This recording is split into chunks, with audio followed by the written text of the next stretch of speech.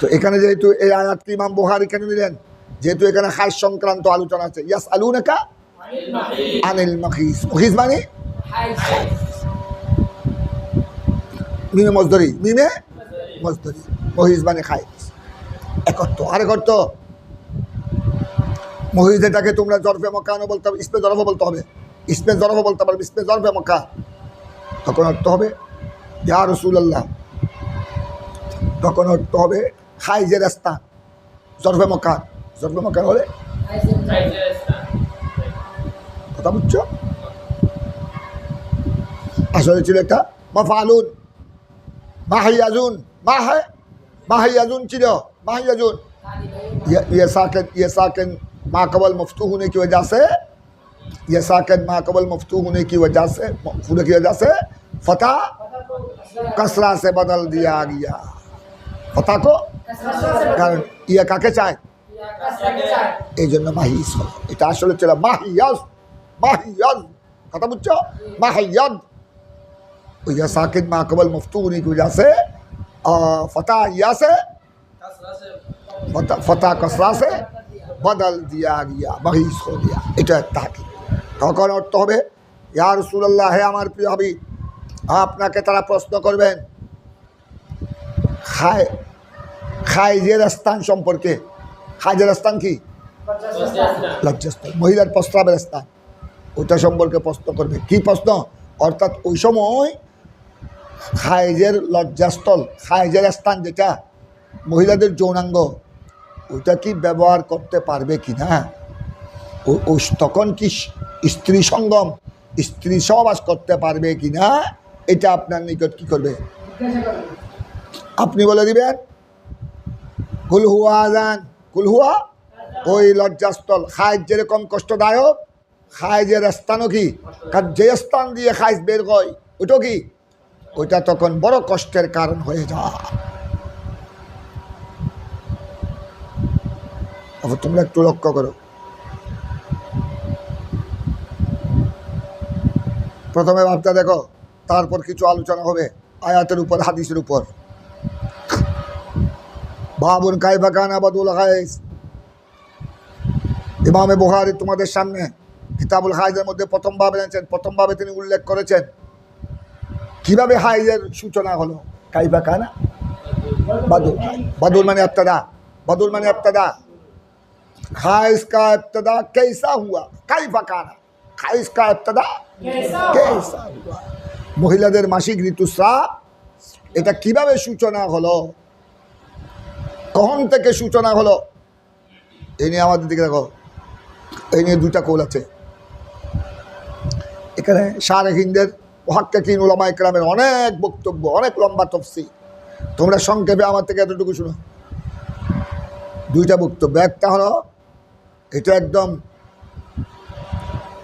শুরু থেকে আদম আর হাওয়া যখন বেহেশতে ছিলেন তখন মা হাওয়ার হাইজ ছিল না, কারণ বেহেশত এটা পবিত্র স্থান। ইও ঠিক তদ্রূপ জান্নাতি মহিলারা যখন হাসরের ময়দানে হিসাব নিকাশের পর যখন জান্নাতে যাবেন, জান্নাতে বিয়ে শাদী হবে, স্বামী স্ত্রী থাকবে, সহবাস হবে, তবে ওই সময় মহিলাদের হাইজ থাকবে না। পৃথিবীতে দুনিয়ায় স্বামী স্ত্রী সহবাস করলে নাপাক হয়ে যায়, গোসল করতে হয় পবিত্র হওয়ার জন্য। জান্নাতে স্বামী স্ত্রী সহবাস করবে, কিন্তু ওখানে আপনার দুনিয়ার চেয়ে জান্নাতে সেক্স অনেক বেশি হবে। জান্নাতে স্বামী স্ত্রী দুজনের সেক্স উত্তেজনা অনেক হবে, কিন্তু সহবাস অনেক বেশি হবে জান্নাতে, কিন্তু আপনার এটা গোসল ফরজ হবে না। দুনিয়ার আখিরাতের, দুনিয়ার জান্নাতের মসলার মধ্যে অনেক কি আছে, অনেক পার্থক্য আছে। একটা পার্থক্য এটা, কথা বুঝছো? ওখানে জান্নাতে কোনো বউল বরাজ থাকবে না, সব পাহানা হবে না জান্নাতীদের।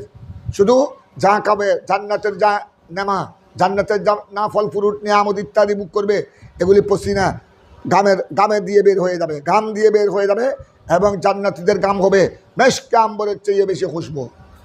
আমাদের দুনিয়ার গাম তো, তোমরা যে গরমকাল, গ্রীষ্মকালে গাম বের হয় বেশি, গরম পড়লে এটা কিছুক্ষণ যদি তুমি পরিষ্কার না করো কি হয়ে যায়, শুধু তো গন্ধ হবে না, এমনকি আমাদের গেঞ্জি কাপড় পর্যন্ত গন্ধ। যেই জন্য আমরা তোমরা বাড়ি ঘরে গিয়ে এগুলো কুলে কি দিতে হয়, শুকাতে হয়, নতুবা দুর্গন্ধ হয়ে যায়। সেই জন্য জান্নাতীদের শরীর থেকে যে যেই পসিনা, যে গাম বের হবে, এটা একদিন নয়, এটা 100 দিনে যদি এই অবস্থায় থাকে সামান্যতম দুর্গন্ধ হবে না, বরং যত দেরি হবে তত সুগন্ধি বের হবে, যত দেরি হবে তত বেশি মেশকে আম্বরের চেয়ে সুগন্ধি। এবং ওই গামের থেকে, ওই গামদের জান্নাতীদের লেবাস, ওখানে যে নুরানি লেবাস থাকবে, ওই পসিনা, ওই ঘাম যত জান্নাতীদের লেবাসের সাথে, পোশাকের সাথে মস হবে, স্পর্শ হবে, গোড়া আপনার জান্নাতীদের লেবাস পর্যন্ত কি হয়ে যাবে, খুশবু হয়ে যাবে। ওখানে দুর্গন্ধ বলতে কিছু, ওখানে দুর্গন্ধ বলতে কিছু থাকবে না। এখন তো তোমরা দুনিয়াতে ঘুম থেকে উঠলে, ঘুম থেকে 1 ঘন্টা 2 ঘন্টা ঘুম থেকে উঠলে গাল দিয়ে মুখ দিয়ে কী বের হয়, দুর্গন্ধ বের। আমাদেরকে আবার ব্রাশ করে, মিসওয়াক করে, কুলি করতে হয়, উজু করতে হয়, নতুবা দুর্গন্ধ বের হয়। কথা বুঝছো? আর রোজা অবস্থায় তো তোমরা দেখো জোহরের পরে আস্তে আস্তে মুখ দিয়ে কী বের হয়, গন্ধ বের হয়।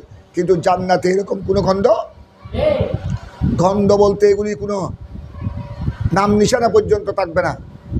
গোড়া জান্নাত হলো খুশবু, চতুর্দিকে খুশবুর বাহার চলবে।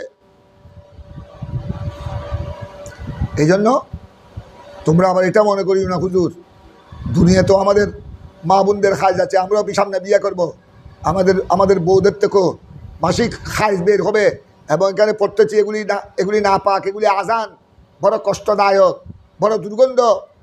তো জান্নাতও তো আল্লাহ জান্নাতীদেরকে স্ত্রী দান করবেন, ওখানেও কি এরকম কোনো দুর্গন্ধ? ওখানে কোনো দুর্গন্ধ থাকবে না।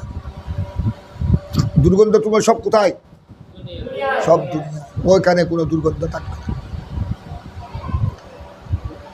এটা নিয়ে 2টা বর্ণনা আছে। একটা বর্ণনা হলো হাওয়া আলাইহিস সালাম যতদিন জান্নাতে ছিলেন আদম আলাইহিস সালামের সাথে, তখন কোনো আপনার খাস ছিল না। আবার আরেকটা খেয়াল রাখবা, জান্নাতি মহিলাদের কোনো খাস থাকবে না। উনি যখন আসলেন, আদম আর হাওয়া যখন আল্লাহর হুকুমে ওই বেহেশত থেকে গুন্দুম ফল খাওয়ার পরে যখন আল্লাহ তাবারক তাআলা দুনিয়ায় পাঠিয়ে দিলেন, এই দুনিয়ায় আসার পর থেকে মা হাওয়া থেকে কি শুরু হলো, মা হাওয়ার লজ্জাস্থল দিয়ে মাসিক ঋতু বের হলো, শুরু হলো। কথা বুঝেছ? তো এখান থেকে দেখা যায়, এর আওয়ায়াত থেকে দেখা যায়, এগুলো তোমরা সামনে পড়বে, এর আওয়ায়াত, এই বর্ণনা থেকে দেখা যায় খাইজের সূচনা, মহিলাদের খাইজের সূচনা কার থেকে, অর্থাৎ ওনারা জান্নাত থেকে পৃথিবীতে আসার পর থেকে আসে। আরেকটা বর্ণনাতে দেখো, প্রথম হাইস হয়েছে বনি ইসরায়েলের মেয়েদের। বনি ইসরায়েলের মেয়েরা একটু শয়তান টাইপের বেশি ছিল। আমাদের বর্তমান সময়ের মেয়েরও শয়তান কম নয়, কিন্তু বনি ইসরায়েলের মেয়েরা আরও বেশি শয়তান ছিল, লম্পট বেশি ছিল। এরা পুরুষদের সাথে, যারা ইমানদার তারা পুরুষদের সাথে একসাথে নামাজে পড়তে যেত। ওই সময় মুসা আলাইহিস সালামের শরীয়ত অনুযায়ী, ঈসা আলাইহিস সালামের শরীয়ত অনুযায়ী নামাজের যে বিধান ছিল, বিধিবিধান, ওই মোতাবেক তারা আপনার পুরুষদের সাথে জুমা জমাত পড়তে যেত। আমাদের দেখো যেত তো, কিন্তু দুষ্টামির কারণে এদিকে গত থেকে বের হয়ে আসতো পুরুষদের সাথে কি পড়ার জন্য, আর নামাজের অবস্থায় টানে বামে উকি মেরে দেখতো কোন পুরুষ সুন্দর, কোন পুরুষ উঠান, কার শরীর টরীর বড়, কাকে সে স্বামী নিবে, কাকে স্বামী করলে তার সে তৃপ্তি বেশি পাবে। বনি ইসরায়েলের মেয়েরা আবার সেক্সি বেশি ছিল, বড় সেক্সি ছিল। এরা আসতো নামাজ পড়তে, নামাজের সময় সমস্ত দুষ্টামি করত। নামাজের অবস্থায় আপনার ইবাদত করতো আল্লাহর, কিন্তু অন্তর হলো ওই যুবকদের দিকে। একজন সবাই নামাজের মধ্যে দেখতো কোন যুবক সুন্দর বেশি, কোন যুবক সুতান বেশি, কোন যুবক শক্তিশালী বেশি, কাকে স্বামী নিলে তার তৃপ্তি বেশি হবে, এই শয়তানি খেয়ালে ছিল।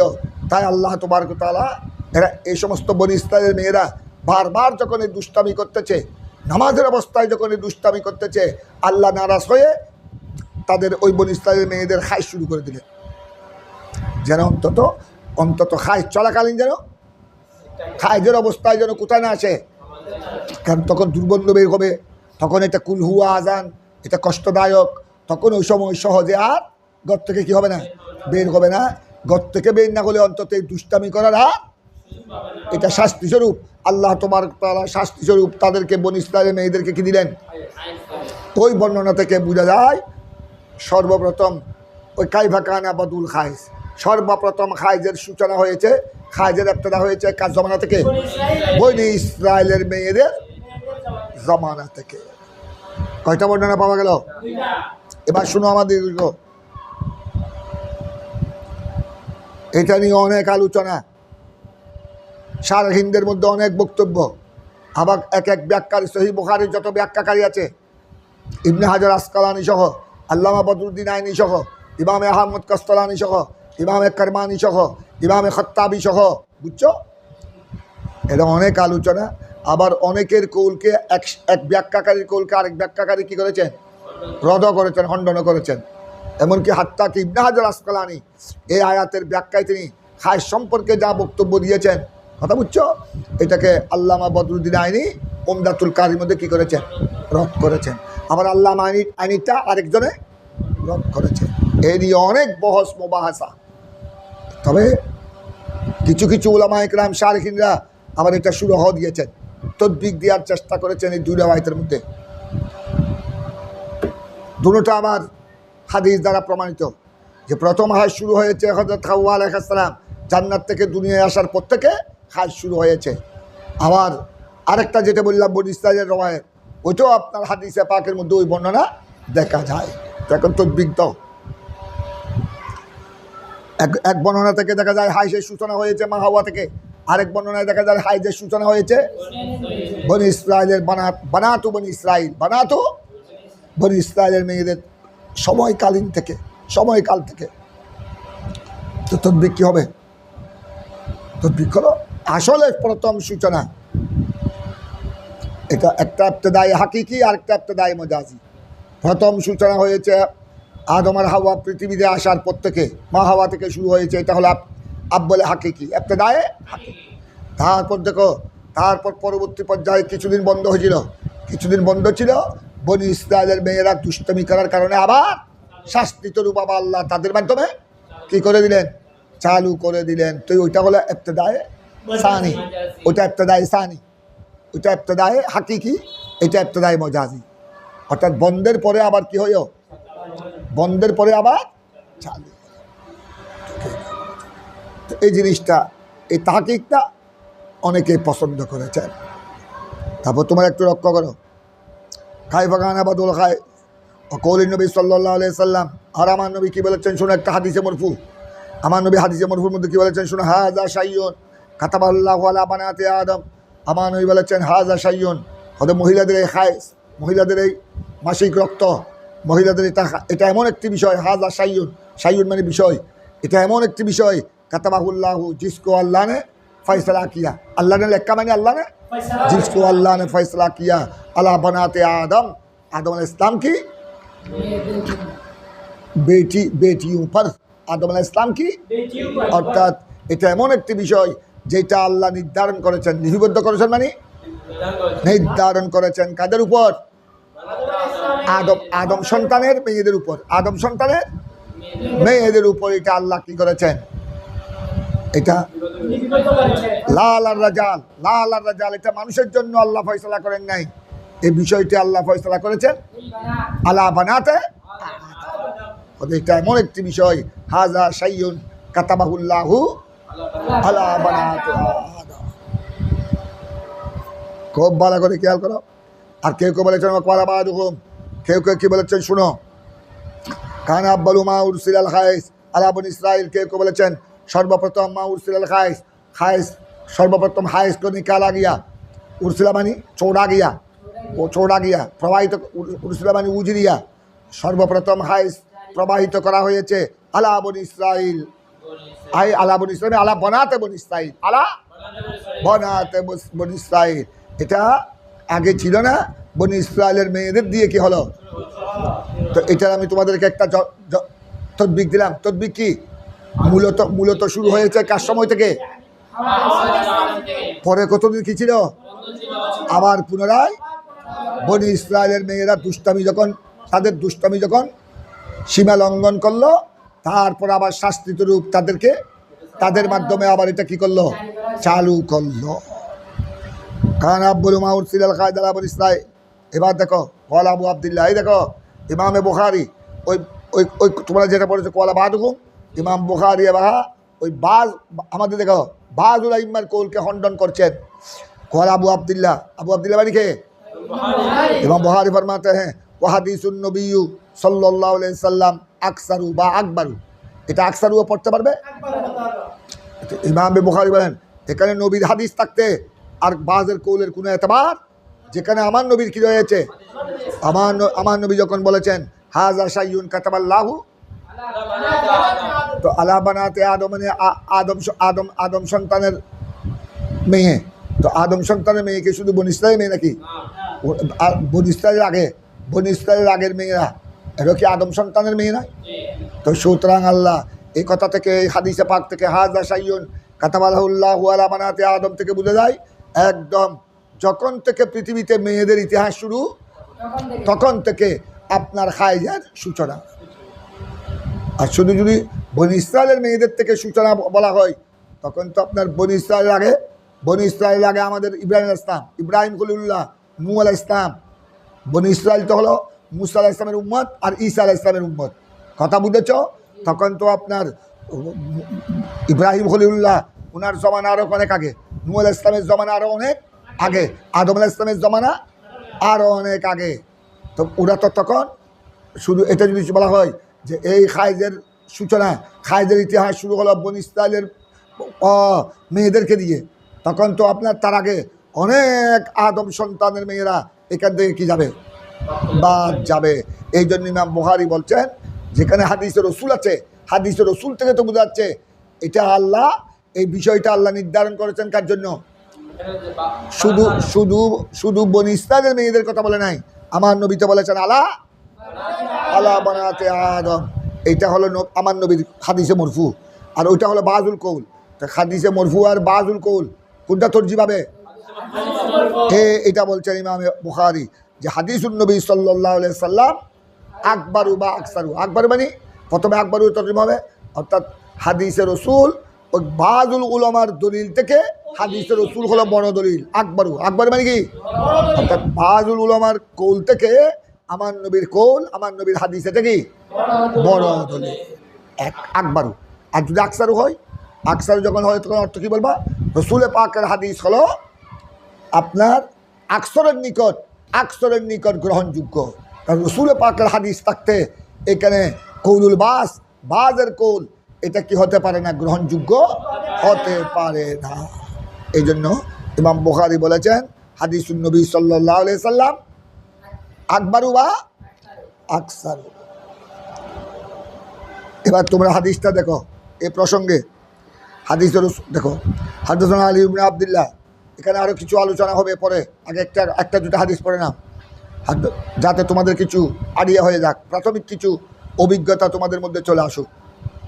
হাদদাসানা আলী ইবনে আব্দুল্লাহ শাইখুল বুখারী ক্বালা হাদদাসানা সুফিয়ান, বুঝছো ইমাম বুখারীর দাদা উস্তাদ সুফিয়ান ইবনে ওয়াইনা ক্বালা সামিতু আব্দুর রহমান বিন কাসিম, সামিতু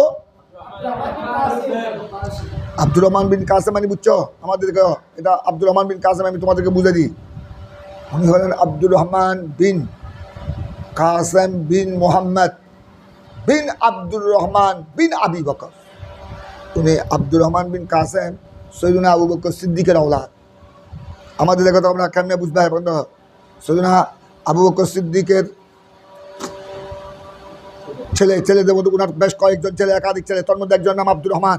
ওই জিরাতটা তোমরা পড়েছো আব্দুর রহমান ইবনু আবি বকর। এই আব্দুর রহমান ওনার ছেলের নাম মোহাম্মদ। ওনার ছেলের নাম কি? মোহাম্মদ বিন আব্দুর রহমান। মোহাম্মদের ছেলের নাম কাসেমের ছেলের নাম আব্দুর রহমান। তো এখন এটা আব্দুর রহমান ইমাম আবু বকর সিদ্দিকের কি হলো? আবার দেখো ভালো করে, সিদ্দিক আকবরের ছেলে আব্দুর রহমান, ভালো করে খেয়াল করো। আব্দুর রহমানের ছেলে মোহাম্মদ হলেন হজরত সিদ্দিক আকবরের নাতি। তারপর মোহাম্মদের ছেলের নাম কাসেম, অর্থাৎ অর্থাৎ সিদ্দিক আকবরের ফতি। তারপর কাসেমের ছেলের নাম আব্দুর রহমান, ফতির ঘরের লতি। লতি না সতী? সতী। একটা স্তুতি হবে, মনে থাকবে। আব্দুর রহমান বিন কাসেম বিন মোহাম্মদ বিন আব্দুর রহমান বিন আবু বকর, 5 গুরু। আবার দেখো আব্দুর রহমান থেকে শুরু করো। আব্দুর রহমান বিন কাসেম, আব্দুর রহমানের পিতা। তারপর কাসেমের পিতা কাসেম বিন মোহাম্মদ বিন আব্দুর রহমান বিন। এই সিদ্দিক আকবর থেকে পঞ্চম নম্বরে হলো আব্দুর রহমান বিন কাসেম। কথা বুঝছো? ওই আব্দুর রহমান বিন কাসেম হলো সিদ্দিক আকবরের পঞ্চমতম অধস্তন আওলাদ, অধস্তন পুত্র, অধস্তন পুত্র। মনে থাকবে। উনি আবার ওনাকে চুনো, এই আব্দুর রহমান বিন কাসেম, দেখো আব্দুর রহমান বিন কাসেম, এই দেখো সনদ দেখো, আব্দুর রহমান বিন কাসেম যার নাম তোমরা এই হাদিসে দেখলা, বুঝছো? আব্দুর রহমান বিন কাসেম, ওনাকে আবার ওই যুগের মধ্যে অধিকাংশ শারহিন, অধিকাংশ মুহাদ্দিসিন ওনাকে বলেছেন সাকাতুন সাকাতুন সাকাতুন। অনেক বড় বড় ওই যুগের মুহাদ্দিসকে জিজ্ঞাসা করা হয়েছে যে আপনি আব্দুর রহমান বিন কাসেম সম্পর্কে আপনার কি মত? উনি সাকা না গাইরে সাকা? উনি একদম তাকিদের জন্য 3 বার বলেছেন সাকাতুন সাকাতুন সাকাতুন। অর্থাৎ উনি যে সাকা রাবি, উনি যে মজবুত রাবি, এই কথার মধ্যে কোনো সন্দেহ নেই। আরও অনেক ইমাম মালিক সহ আবার বড় বড় হাদিসের যারা হাদিস ফাকার যারা বড় বড় ইমাম, ওনারা আব্দুর রহমান বিন কাসেম সম্পর্কে বলেছেন যে ওনার যুগের মধ্যে ওনার থেকে ভালো মানুষ আমরা আর দেখি নাই। ওনার যুগের মধ্যে ওনার থেকে ভালো মানুষ, আল্লাহওয়ালা মানুষ, নেককার মানুষ আমরা দেখি নাই। তো কি বোঝা গেল? অধিকাংশের মতে তিনি একজন সাকারাবি এবং বড় আলেমও। সামিতু আব্দুর রহমান বিন কাসেম, এবার দেখো আব্দুর রহমান বিন কাসেম বয়ান করছেন কলা সামিতুল কাসেম। এই আব্দুর রহমান বয়ান করছেন ওনার বাবা থেকে। ওনার বাবার নাম কি? এই কাসেম হলেন, খুব ভালো করে খেয়াল করো, কাসেম বয়ান করছেন আয়েশা সিদ্দিকা থেকে, ইয়াকুলু সামিতু আয়েশা। কারণ উনি হযরতে কাসেম আয়েশা সিদ্দিকার আত্মীয় হয়ে গেল না? আয়েশা সিদ্দিকের কী হবে স্যার তোমরা এবার বলো? আয়েশা সিদ্দিকার কী হতে পারে? আমাদের দেখো আব্দুর রহমান হলো আয়েশা সিদ্দিকার ভাই। আব্দুর রহমান বিন আবি বকর হলেন, খুব ভালো করে খেয়াল করো, আব্দুর রহমান ভালো করে দেখো, আব্দুর রহমান হলেন আয়েশা সিদ্দিকার। তো আব্দুর রহমানের উনি ওই আব্দুর রহমানের যিনি আব্দুর রহমান বিন আবি বকর, এই আব্দুর রহমান বিন কাসেম হলো আব্দুর রহমানের, ওই আব্দুর রহমান বিন আবি বকরের নাতি। হ্যাঁ, না নাতি না, নাতির প্রতি নাতি। তো আয়েশা সিদ্দিকার নাতি হয়ে গেল, আয়েশা নাতির ঘরের প্রতি, নাতির ঘরের প্রতি দেয়। তো আয়েশা সিদ্দিকারও কী হয়ে গেল? ভাইয়ের অওলাদ হিসেবে নাতির ঘরে অতি। বুঝছো না? এই জন্য এইখানে প্রথমে আব্দুর রহমান, দেখো আব্দুর রহমান বয়ান করছেন ওনার পিতা কাসেম থেকে, আর কাসেম বয়ান করছেন ওনার পরদাদি আয়েশা থেকে। কাসেম ওনার পরদাদিকেও দেখেছেন, আয়েশা সিদ্দিকাকেও দেখেছেন, উনি আয়েশা সিদ্দিকা থেকে বয়ান করছেন। এবার দেখো আয়েশা সিদ্দিকার কৌল দেখো, আয়েশা সিদ্দিকা তাকুল ফরমাতি হ্যাঁ, আয়েশা সিদ্দিকা বলেন। এবার হজের এটা তোমরা কিতাবুল মানাসিকেও পড়েছ, সেই জন্য আমি তোমাদের অর্থটা করে দিচ্ছি, অর্থটা ভালো করে খেয়াল করো। দেখো আয়েশা সিদ্দিকার কৌলটা দেখো, আয়েশা সিদ্দিকা খারাজ না হলে আমরা আমার নবীর সাথে বের হলাম, মদিনা শরীফ থেকে বের হলাম। আমি তোমাদেরকে সংক্ষেপ শোনো, হাদিসের মতলবটা বলে দিই, হাদিসের সারমর্ম, তারপর তোমরা হাদিস পড়বে। উম্মুল মুমিনিন আয়েশা সিদ্দিকা বলেন, আমরা মদিনায় পাক থেকে আমরা আজওয়াজে মুতাহারাত আরও ছিলাম, আমার নবীর বেশ কয়েকজন বিবিগণ ওই সফরে আমরা ছিলাম। আল্লাহর রসুলের সাথে আমরা মদিনা শরীফ থেকে বের হলাম। ওইটা ছিল হজের সফর, ওই 10ম হিজরি বিদায়ী হজ, যেটা ছিল আমার নবীর বিদায়ী হজ। রসুল পাক সাল্লাল্লাহু আলাইহি সাল্লাম হজ ফরজ হওয়ার পর থেকে জীবনে ইন্তেকাল রাখ পর্যন্ত হায়াতে জাহরায় কয়বার হজ করেছেন? আসাকুল কৌল হলো মাত্র একবার, যেটার নাম হজ্জাতুল বাদা। তো এটাকে আমার নবী তো হজ করেছেন মাত্র একবার, তো ওইটা বিদায় কেন হজ করা? যেহেতু এটার পরে আজ কোনো হজ করার সুযোগ পাইনি। কথা বুঝছো? এই জন্য ওই হজে আমার নবী আরফাতের ময়দানে যে ভাষণ দিয়েছেন, ওই ভাষণকে বলা হয় খুতবাতুল ওয়াদা। খুতবাতুল, যেহেতু ওইটা আমার নবী আরফাতের ময়দানে বলেও দিয়েছেন, আগামীতে তোমাদের সাথে এই জায়গায়, আগামীতে তোমাদের সাথে এই সফরে এবং এই আরফাতের ময়দানে আমার দেখা হবে কিনা আমি বলতে পারবো না। আমার নবী ইশারা করে দিয়েছেন, তার মানে এই ময়দানে তোমাদের সাথে আমার জাহিরভাবে আর কি হবে না। এই জন্য ওই ভাষণকে বলা হয় বিদায় হজের ভাষণ, হাজ্জাতুল খুতবাতুল বাদা, খুতবাতুল বিদায় ভাষণ। এখন হাদিসের মফহুমটা দেখো। আয়েশা সিদ্দিকা বলেন, আমরা আমার নবীর সাথে হজে বের করলাম, 10ম হিজরি হজে বের করলাম। হজে আমি এই সফরকে দেখছি না একমাত্র হজ, তার মানে আমাদের সফরটা ছিল কিসের হজ, কিসের সফর, হজের সফর। হজে আমরা সবাই ওই আপনার জুলহুলাইফা থেকে, মদিনা শরীফের মিকাত হলো জুলহুলাইফা, ওখান থেকে আমরা সবাই হজের হেরাম করে আমরা এবার যাত্রা দিলাম।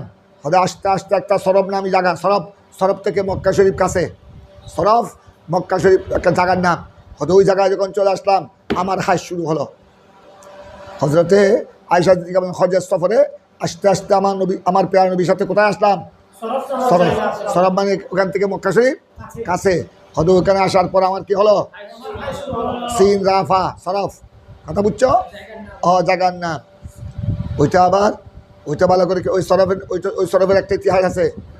আমার নবীর বিবিগণের মধ্যে একজন হজরতে মাইমুনা রাদিয়াল্লাহু তাআলা আনহা, হজরতে মাইমুনা রাদিয়াল্লাহু তাআলা আনহা আমার নবীর বিবিগণের মধ্যে একজন। ওনার বাড়িও ছিল এই সরফে।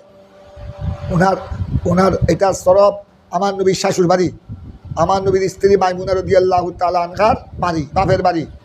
ওখানে ওনার সাথে আমার নবীর বিয়া হয়েছে, আবার ওখানে জুফাফও হয়েছে, আবার হজরতে মাইমুনা ইন্তেকালও করেছেন ওইখানে। ওইটা ওনার খুসুসিয়ত। ওনার সাথে আমার নবীর বিয়া হয়েছে, আকদ হয়েছে ওনার বাড়িতে সরফে। আবার আমার নবীর সাথে জুফাফ সহবাস মিলন হয়েছ ওনার বাড়িতে। আবার উনি ইন্তেকালও করেছেন, উনি মদিনা শরীফ ইন্তেকাল করেন নাই অন্যান্য বিবিগণের মতোই, উনি ওনার বাড়িতেই ইন্তেকাল করেছেন। আবার ওনার দাফনও ওইখানে, ওনার দাফনও বাপের বাড়িতে। আবার আল্লাহর মেহরবানি আমি গুনাহগার ওনার জিয়ারত করেছি। উনি উম্মুল মুমিনিন, ওরে বাবা রে বাবা, এই সৌদি গুন্ডারা, এই সৌদি ওয়াহাবি মরদুদরা, কথা বুঝছো, এই নজদি জালেমরা রসুল পাকের বিবিগণ উম্মাহাতুল মুমিনিন, এমনকি রসুল পাকের বিবি খদিজাতুল কুবরা সহ, এমনকি তোমরা জানো জান্নাতুল মুআল্লা, জান্নাতুল বকিতে অনেক মাজারে পাক কী করে দিয়েছে। অথচ তুর্কি আমলে, সৌদি আরবের আগে আমল ছিল তুর্কি হুকুমত একদম তুর্কিস্তান থেকে শুরু করে হেজাজ পর্যন্ত, মক্কা শরীফ মদিনা শরীফ পর্যন্ত একছত্র ওনাদের কী ছিল, রাজত্ব ছিল। ওই সময় পর্যন্ত তুর্কি অর্থাৎ নজদিরা আসার আগ পর্যন্ত সাহাবায়ে কেরামের মাজারে বড় বড় মশহুর সাহাবায়ে কেরাম এবং আমার নবীর উম্মাহাতুল মুমিনিন, আমার নবীর আজওয়াজ মুতাহারাত, আমাদের উম্মাহাতুল মুমিনিন, আমাদের মা, ওনাদের কবরে কুব্বা ছিল। কুব্বা মানে কি, গম্বুজ ছিল। এই নজদিরে আসার পর কী করে দিয়েছে, ভেঙ্গে চুরমার করে দিয়েছে। কিন্তু ওনারটা মানতে পারে নাই। ওনার কিষান দেখো, ওনার একটা আলাদা কেরামত। উম্মুল মুমিনিন মাইমুনা রাদিয়াল্লাহু তাআলা আনহার কেরামত, কি কেরামত। অন্য অনেক ওনার রওজা শরীফ, ওনার মাজারে পাকের পাশেও বড় কবরস্থান আছে, আমি গেছি, আমি জিয়ারত করছি, ওখানেও বড় বড় গুম্বিত ছিল, সব ধূলিসাৎ করে দিয়েছে। ওনার তো আপনার বানতে পারে নাই, ওনারটা আমরা জিয়ারত করেছি, এখনও আছে। আল্লাহ যেন তোমাদেরকেও যেন ওনার জিয়ারত নসিব করেন। এটা মক্কা শরীফ থেকে মদিনা শরীফ উত্তর দিকে, আর মদিনা শরীফ থেকে মক্কা শরীফ দক্ষিণ দিকে। মক্কা শরীফ থেকে মদিনা শরীফ, হ্যাঁ, রাস্তা যেটা আছে মক্কা আর মদিনার রাস্তা, এটাকে তরিকুল হিজরত, এটাকে আপনার তরিকে মদিনা বলা হয়। তরিকে মদিনা যাওয়ার রাস্তা, ওইটা সোজা, শুনো, ওইটা সোজা করার সময়, ওই রাস্তাটা একদম সোজা করার সময় বর্তমান সৌদি হুকুমত এরা ওইটাকে ওনার মাজার শরীফকে তুলে, ওনার কবর সহ তুলে অন্য জায়গায় স্থানান্তর করার জন্য অনেক চেষ্টা করেছিল, কথা বুঝেছ। এমনকি ওনার আপনার মিনজিনিক দিয়ে গোড়া কবর সহ মাটি সহ তুলে পার্শ্ব কবরস্থান আছে, বড় কবরস্থান, ওখানে আপনারা স্থানান্তর করার চেষ্টা করেছিল। কিন্তু আল্লাহু ওয়া রাসূলুহু আলাম। তবে দাওয়াত ইসলামীর ইলিয়াস আত্তারি মাদানী উনি বলেছেন, রফিকুল হারামাইন একটা হজের গাইড আছে, রফিকুল হারামাইন, ওখানে তোমরা পাবে। এটা মূল কিতাব উর্দু, ওটা বাংলাতে অনুবাদ হয়েছে। দাওয়াত ইসলামের অনেক বই পুস্তক বাংলাতে অনুবাদ হয় নাই, এই রফিকুল হারামাইনের মধ্যে তোমরা এটা পাবে। দেখেছে ওরা যখন এই উম্মুল মুমিনিন মাইমুনা রাদিয়াল্লাহু তাআলা আনহার কবর শরীফকে তুলে ফেলার জন্য, উপড়িয়ে ফেলার জন্য যখন কি দিয়েছে, বেঞ্জানিক দিয়েছে, তখন একটা বিরাট জলজলা শুরু হয়েছিল। ঘোড়া মিঞ্জিনিক কাঁপা শুরু করেছিল, কাঁপা। ওই এলাকায় ভূমিকম্প শুরু হয়েছিল। তাড়াতাড়ি যারা বড় বড় দায়িত্ববান অফিসার ছিলেন, জনপথের যারা বড় বড় অফিসার, তাড়াতাড়ি তারা মক্কার গভর্নরকে খবর দিলেন যে এখন এই অবস্থা।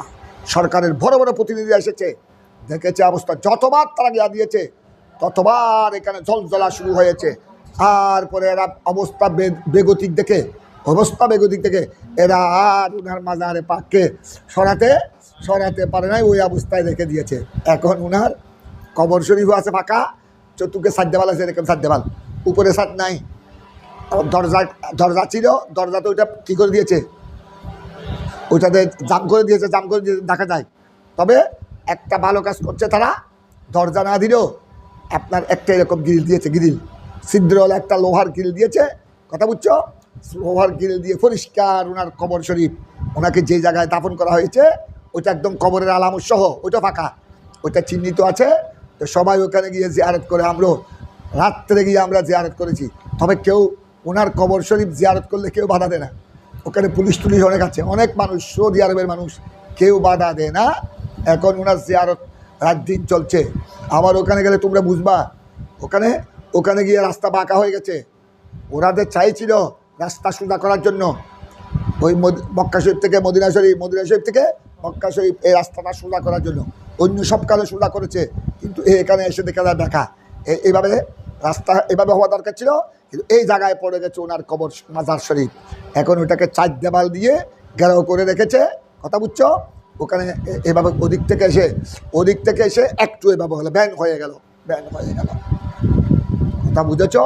এখন ওইটা এখনো পর্যন্ত ওই কবর, ওই মাজারটা আছে। ওখানে আবার দাঁড়িয়ে জিয়ারত করার জায়গা আছে, অনেক মানুষ জিয়ারত করে। এটা আল্লাহ তাবারক তাআলার দরবারে শুকর আদায় করছি।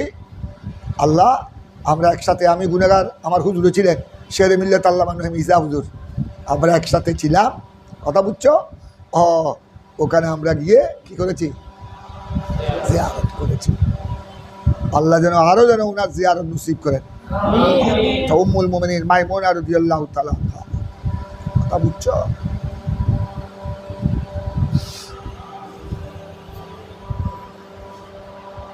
উনি আবার আরেক দিকে কি সম্পর্কে জানো? আব্দুল্লাহ বিন আব্বাসের খালা, আব্দুল্লাহ বিন আব্বাসের মা হলো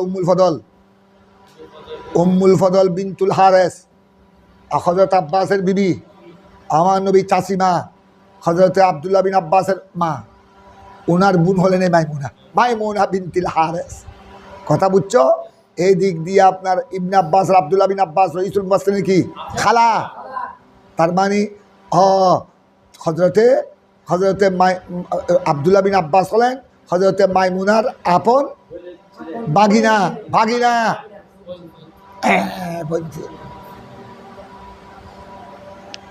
মাইমুনা রাদিয়াল্লাহু তাআলা। এই শরফের কথা আসলো, সেই জন্য তোমাদেরকে উম্মুল মুমিনিন মাইমুনার কথা বললাম। কারণ হজরতে মাইমুনা রাদিয়াল্লাহু তাআলা আনহার বাড়ি ওইটা ওখান থেকে মক্কা শরীফ কাছে। ওখান থেকে গেলে কিছু দূর গেলে আপনার দক্ষিণ দিকে, তারপর হেরমে মক্কার হেরমের সীমানা শুরু হবে। মক্কা শরীফ থেকে মাত্র 24-28 কিলো ব্যবধান। মক্কা শরীফ থেকে শরফ, মক্কা শরীফ থেকে উত্তর দিকে মদিনার রাস্তায়। এই শরফ হযরতে আয়েশা সিদ্দিকা বলছেন, আমরা ওই হজের সফরে, বিদায় হজের সফরে আল্লাহ রসুলের সাথে মদিনা শরীফ থেকে আস্তে আস্তে একদম কোথায় চলে আসলাম? ওই শরফ নামক স্থান, যেটা বাড়ি ছিল কার? মাইমুনা হলেন এদিক দিয়ে হযরত আয়েশা সিদ্দিকার কি হলেন? সতীন হওয়াও বা আর দেশে সতীন হয় দেরি। এই ওনার সতীনের বাপের বাড়ি, মাইমুনা রাদিয়াল্লাহু তাআলা আনহার বাপের বাড়ি, আমার নবীর শাশুর বাড়ি। কথা বুঝছো? ওই সরম নামি জায়গায় যখন আসলাম, আমার মাসিক খায় শুরু হয়ে গেল, আমার মাসিক ঋতু হয়ে গেল। হলে আমি হারাম অবস্থায় আছি, হ্যাঁ কথা আমি কান্নাকাটি শুরু করে দিলাম। হযরত আয়েশা সিদ্দিকা বলেন, এই হাদিসের বর্ণনাকারী আয়েশা সিদ্দিকা উম্মুল মুমিনিন, কথা আমি কান্নাকাটি শুরু করলাম। আমার নবী আমার কান্না দেখে আমার নবী বুঝতে পারলেন, আয়েশা কাঁদতে, বুঝছি তোমার কি শুরু হয়েছে, তোমার মাসিক ঋতু শুরু হয়েছে, এই জন্য কাঁদছ। হ্যাঁ ইয়া রাসূলুল্লাহ, নাম আমি এই জন্য কাঁদছি, কারণ আপনার সাথে এসেছি কত আশা করে, ওখানে গিয়ে মক্কা শরীফ একদম কাছে চলে এসেছি, গিয়ে আপনার সাথে কি করব, তাওয়াফ করব, হজ করব, উমরা করব, কত আশা নিয়ে এসেছি আপনার সাথে। যেখানে লক্ষাধিক সাহাবায়ে কেরাম, ওই সফরে বিদায় হয়ে আমার নবীর সাথে লক্ষাধিক সাহাবায়ে কেরাম ছিলেন, লক্ষাধিক সাহাবী নারী পুরুষ ছিলেন। কথা বুঝছো? বর্ণনা কয়েকটি আছে, এক বর্ণনায় প্রায় 1,10,000, আরেক বর্ণনায় 1,14,000, আরেক বর্ণনায় 1,24,000, তার মানে লাখের উপর। তার মানে কি ওদের এতগুলা সবাই তারা তওয়াফ করবে, আর আমি, কারণ হাইজের থেকে পাক না হলে, পবিত্র না হলে কি করতে পারবো না, আপনার সাথে তওয়াফ করতে পারবো না। এই জন্য কাঁদছেন কে? তখন আমার নবী ওনাকে সান্ত্বনা দিলেন, না কাঁদতে হবে না, আরে এটা তো আল্লাহর হুকুম, তোমরা মেয়েদের জন্য, তোমরা মহিলাদের জন্য, এটা আল্লাহর কি, এটা আল্লাহর হুকুম। তো তুমি কি আল্লাহ, এটা কি তোমার ইচ্ছায় হচ্ছে? এটা তো সব বেইজনিল্লাহ বেআমরিল্লাহ, এটা আল্লাহর হুকুম হচ্ছে, কোনো অসুবিধা নাই। তুমি আমাদের সাথে হজের সমস্ত আরকান হাকাম আদায় করতে পারবে, শুধু তওয়াফটা পারবে না। তওয়াফ ছাড়া আর সবগুলা পারবে, বাকি তওয়াফটা শুরু করবে না। তওয়াফটা করবে যখন হাইজ থেকে কি হবে, পবিত্র হবে তখন। এই হাদিস, এবার হাদিস, তোমরা হাদিসের মতলবটা বুঝেছো, এবার তোমরা একটু লক্ষ্য করো, এবার হাদিসটা একটু দেখো। সামিতু আয়েশা তাকুল, আয়েশা সিদ্দিকা ফরমাতে হ্যাঁ, খারাজনা, আমরা বের হলাম আল্লাহর নবীর সাথে মদিনা শরীফ থেকে, লা নারা ইল্লাল হজ্জা, আমি দেখছি না ওই সফরকে, একমাত্র এটা কিসের হজ ছিল, কিসের সফর ছিল,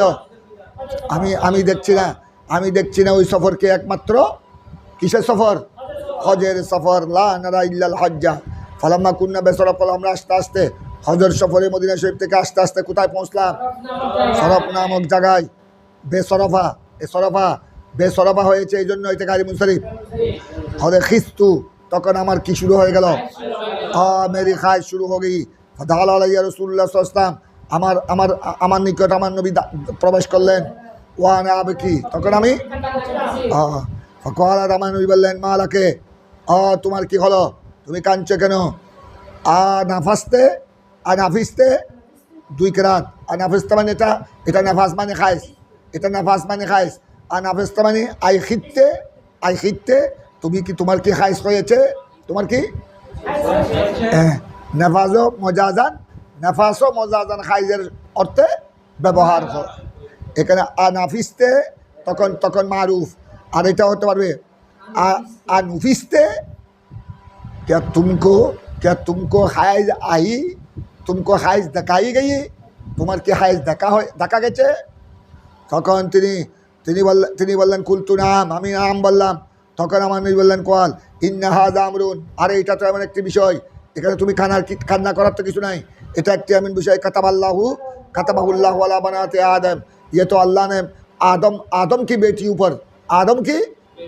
ऊपर बनाते आदम पर अल्लाह ने ये क्या मार दिया, ये फैसला कर दिया, এটা তো আল্লাহর ফয়সালা, এটা তো তোমার এখানে কোনো এখতিয়ার, সুতরাং কান্নাকাটি করার কোনো প্রয়োজন নাই।